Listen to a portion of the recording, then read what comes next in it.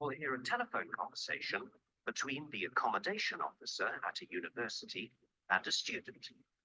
First, you have some time to look at questions 1 to 3.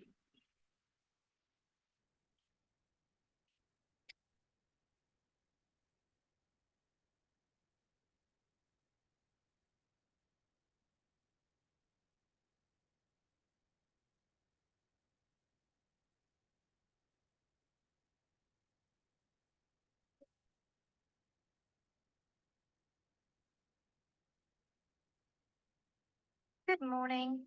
National University Accommodation Office. Rosemary speaking. How can I help you? Hi, I'm coming to do a short course at the university this summer, and I'd like to book some accommodation, please. Okay. Have you seen the online booking form on our website? Oh, no. Sorry, I didn't realize. Don't worry. I can fill it in for you now if you like. Then I can email it to you so you can check it and submit it online. Will that be okay? Oh, yes. Thanks. Okay. First of all, what's your surname? Blake. That's B-L-A-K-E. Okay. And your first name? Daniel. Is that D-A-N-I-E-L? Yes, that's right. Thank you. And have you studied with us before? Yes, I have. Great. Then you'll have an ID document with a number. Have you got that to hand? Yes. Here we are. The number is 410623. Thank you. And I'm putting male for gender. That's correct.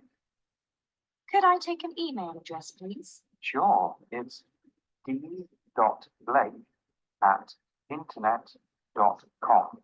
All lowercase. Okay. So that's d.blake@internet.com. That's correct.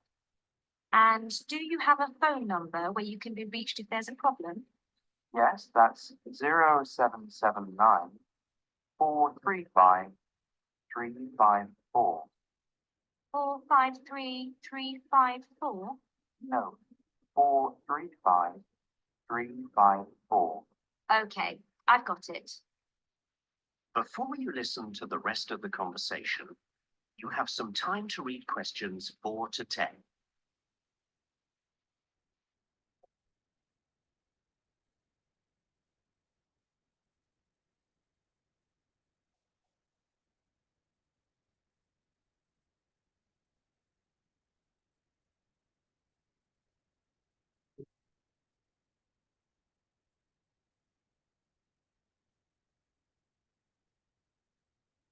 So you said you're going to be studying with us in the summer. What course are you doing? I've enrolled to art history. And which start date have you selected? The 1st of July? No, the later one. The 4th of August? That's it. And what type of accommodation would you like to book? Was it full board, half board, bed and breakfast, or self-catering? Self-catering. And did you want a single room or a shared room? Oh, I haven't thought about that really. Is there a difference in price? Yes. The shared room is much cheaper, but I can't guarantee who you'd be sharing with at this stage. I see. No, I don't want to share. Let's say single. I can see the prices here in the prospectus. It's not too expensive. Good. And you'll see you can also pay extra for a private bathroom if you want. Ah, yes. That sounds like a good idea. So shall I put private? You can always change it before you send the form in if you have second thoughts. Yes. Okay. Let's do that. And finally, Daniel, will you need a parking place? Oh, yes, please. I need to put here the type of vehicle, just whether it's a bicycle, a motorbike, or a car. Yes, it's for a car. Okay, well, that's all. I'll email you this now and you can check it and send it in with your deposit. Thanks. Did you want to pay £50 or £100 as your initial deposit? Oh, 100, please. Thank you. A credit card payment will be prompted when you submit the form.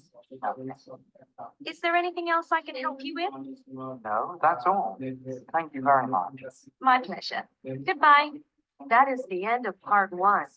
You now have half a minute to check your answers.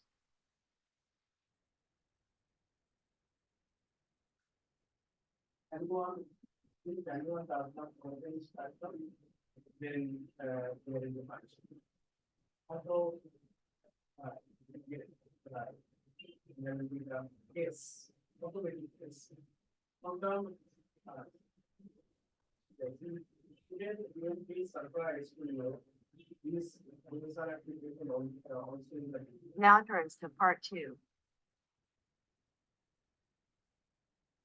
Part 2. You will hear an introductory talk about a countryside and woodland program. First, you have some time to look at questions 11 to 17.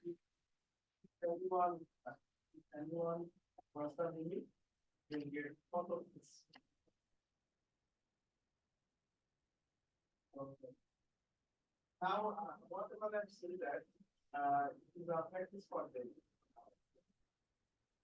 And everybody's practice.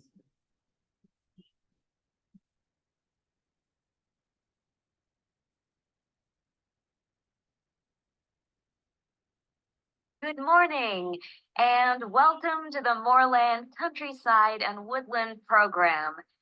I'd like to give you some information about the program and the short courses we run for people on woodland awareness. We're actually a program run by volunteers, and we were set up 15 years ago to educate people of all ages and backgrounds about the wonders of our woodlands and hence nature itself. And for the past 5 years, we've been taking groups of youngsters and their teens on educational trips on Fridays, Saturdays, and Sundays. From schools, mainly from around the area, but some have come from much further afield. At first, some youngsters are not very impressed by the setting because we discourage them from using any electronic devices, especially smartphones, so they can engage more with the surroundings. This throws them quite a bit. But almost without exception, by the end of the 3 days they're here, the young people don't want to leave and want to come back again. In fact, 2 of the workers here came with student groups 5 years ago, and when they left school, they came straight to work for us. The program is completely self-sufficient, due in part to the sales from the plant nursery and also to donations. But the bulk of our income's now from running the educational and awareness courses. This is a basic map of our center. We're here at the entrance, and you can see the cabins running along the east side of the path as you go north. The first cabin, Beach Lodge, is for students. It's quite large and can accommodate 10 students in bunk beds. Then the next 4 cabins are for families, and the cabin after that, Chestnut Lodge, is for teachers, which can hold up to 4 adults. On the west side of the path, directly opposite the family cabins, are the educational facilities. They're quite up to date with all the latest wizardry. And next to that, the cafeteria, which is shared with visitors to the center. Just beside the cafeteria is a family area with climbing frames for children. We don't allow open-air cooking here because of the trees.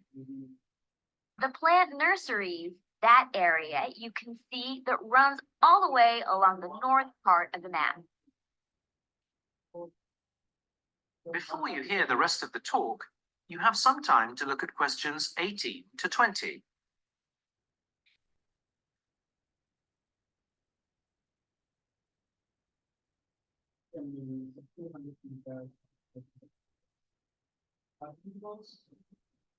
Peoples are easy. And they are professional. They are not speaking. If you go over here, between the family area and the nursery, the path leads to the woodland itself. We're on a hill here and quite high up. And as there's some spectacular scenery around here, we have breathtaking views of the countryside. You can see the river stretching for miles through rolling countryside. Fortunately, the whole woodland is protected by law, so nobody can chop down any trees. The landscape here has not changed for hundreds of years. Some of the trees have been growing here rather a long time, and the aim of the scheme and the volunteers is to keep it that way. We advise people to stick to the path because it's very easy to get lost. As you walk through the woodland, you'll see workers removing dead wood and trees. I'd ask everyone not to remove anything like seeds or flowers from the woodland so we can try and conserve it for future generations. That is the end of part 2. You now have half a minute to check your answers.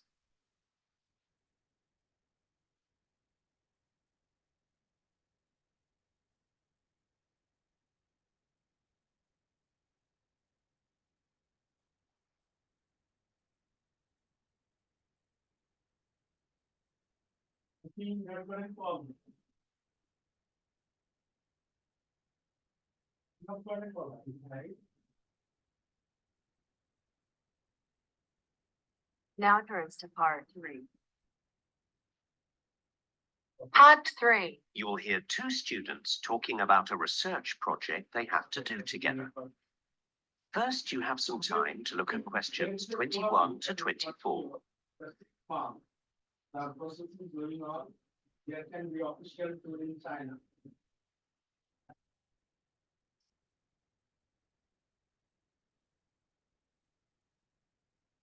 Official means that I have to go there and I have to give my lecture. In India, I have given 50 lectures. And in China, I think go there, I have 2 lectures. Hi, Mark. Kirsty, hi. So we've got this research project to organise. I really like the idea of doing it on the allotment of gardens opposite the college. Brilliant idea of yours. Oh, not really. I walk past there every day and see people working on little plots of land, growing their own food, and I thought it'd be interesting to find out more about it. Great. So we better decide who's doing what in terms of gathering some background data. Right. I thought we ought to do 2 things. Do some background reading, then actually go and interview some of the people involved. Sure. I guess we could start by looking into why the allotment gardens are there, whose idea it was, when they were established, etc. Looking at historical records.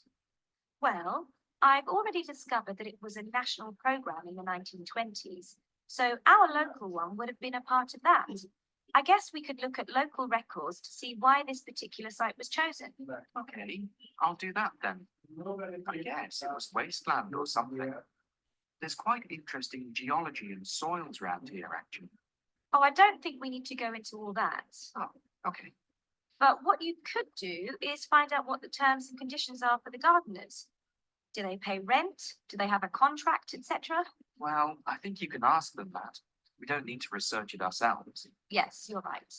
But I did read a newspaper report that said the site was under threat of development. You know, somebody wants to build housing there. Really? Now that is interesting. I could look to see whether anyone's applied for permission to the local council's planning office. Exactly. Okay. Do you have a passport right now? I guess we need to ask somebody if it's okay before we go over there and start talking to people. Yes. So, The land belongs to the city council and somebody there manages it. I'll give them a call. Great. that can be He should seen. be able to give you a plan of the site too. Yes, and maybe some indication of who amongst the gardeners it might be best to approach, like who's been there the longest or whatever. Yeah, okay. And It might be good to have an introduction rather than just approaching them out of the blue, actually. I agree. Then I thought I ought to check out any other research there's been on the subject. Yes, that's true. We don't want to do stuff that's already been done. Before you hear the rest of the conversation, you have some time to look at questions 25 to 30.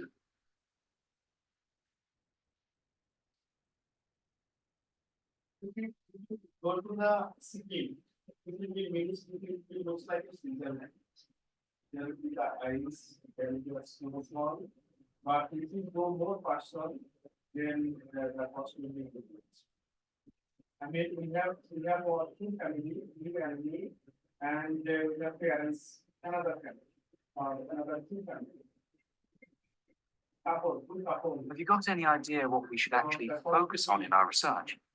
Well, I think it's a choice between a survey about use, how many people use the land, how often they go, how productive it is, or something more attitudinal, like what motivates people to do it, what they get out of it, what difference it makes to their lives. Yes, I like that. Let's go with that. But what about issues? The disputes between the gardeners, difficulties they have with the management, things like that. Well, I don't think we can make that our aim. There may not be any problems. Yes, you're right. Let's stick to the attitudinal focus then. Okay, I think the next stage is to do some preliminary work. Find out if we can get permission, see if anyone will talk to us, and whether there are any specific issues we could focus on. shouldn't we consult our tutor before doing all that? Get the go-ahead for the topic in principle? Well, she said specifically not to do that, to go to her once we had a definite proposal with the details in place. Okay, let's do that then. I think that's going to be the hardest part. What, writing the proposal? No, finding what level of detail to go into. We could interview lots of people and try and find their overall views, or just pick a few and really do in-depth interviews with lots of questions. I think you're right. But I think once we start, we'll see what's going to work best with this particular context. Okay, Actually, there is one issue we could look into. really?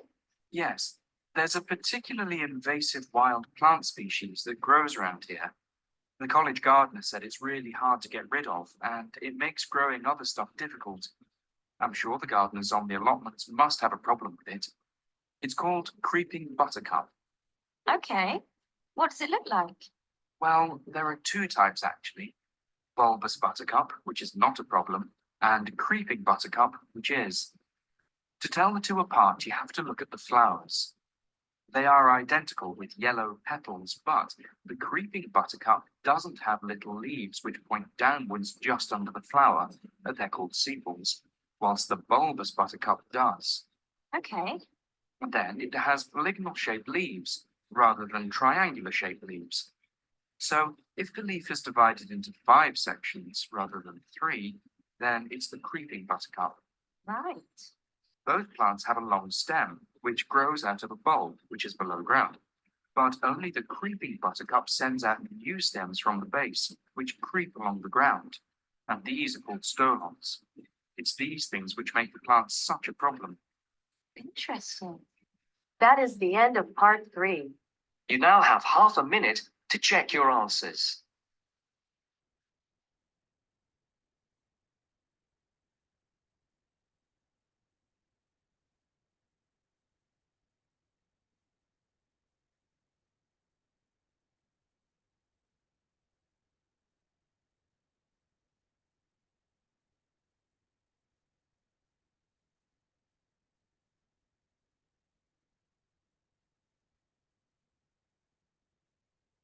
Now it turns to part 4. Part 4. You will hear part of a talk about the migration of early humans. First, you have some time to look at questions 31 to 40.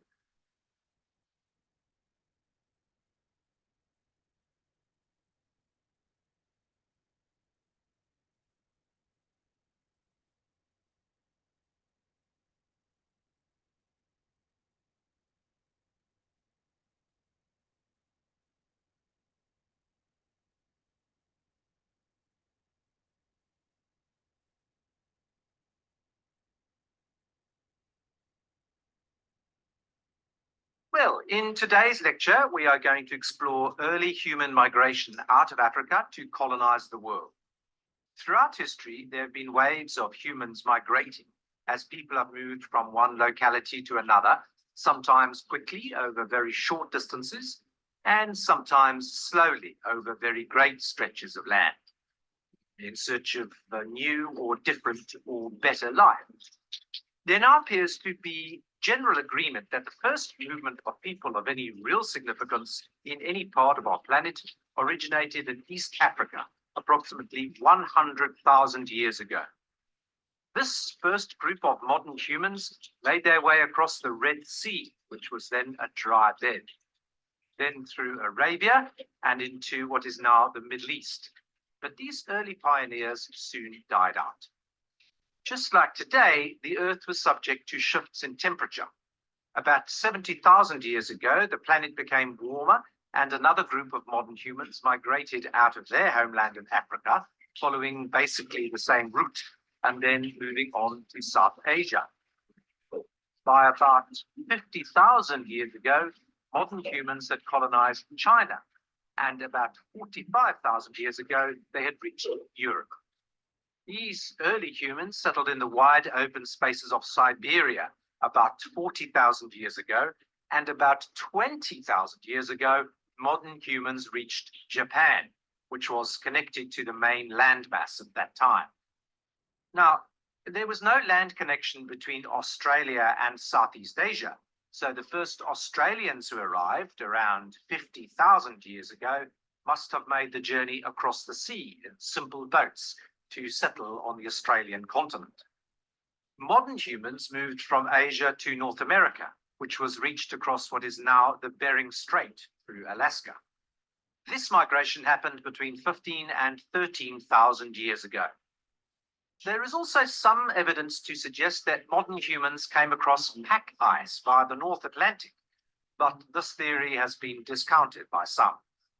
Since that time, the American continent has been the destination of waves of human settlement.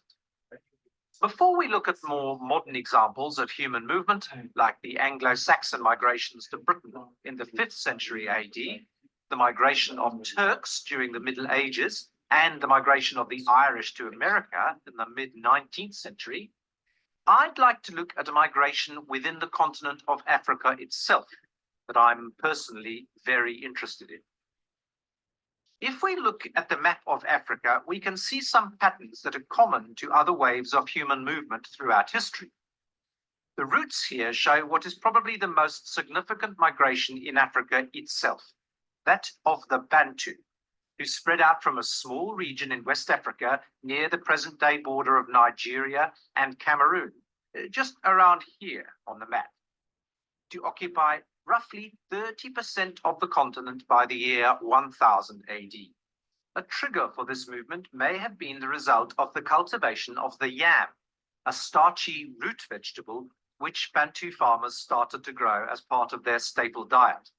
This cultivation began around 2750 BC, resulting in the expansion of the population. The Bantu people then spread out into the neighboring territories, which were at that time sparsely populated. As the land of the rainforest could not sustain the farmers and their families for longer than a few years, they moved on, felling trees and creating new clearances in the forest to cultivate yams. With the numbers of the Bantu on the increase between 2500 and 400 BC, the people were constantly on the move, migrating south down through modern-day Congo in Central Africa, and reaching Zimbabwe and modern-day South Africa by about 100 AD. It was contact with Sudan in North Africa that introduced the Bantu to iron production, in which they excelled. Once they had exchanged knowledge of working in iron from Sudan, the quality of their work rivaled that produced by the Mediterranean people of the time. They now had better tools to cut down trees, clear forests, and work fields. And there is one other benefit iron gave them, and that was a military advantage over their neighbors. I'd say that migration has transformed the world from early times, and we all reap the benefits of different peoples coming into contact with each other. That is the end of part 4. You now have half a minute to check your answers.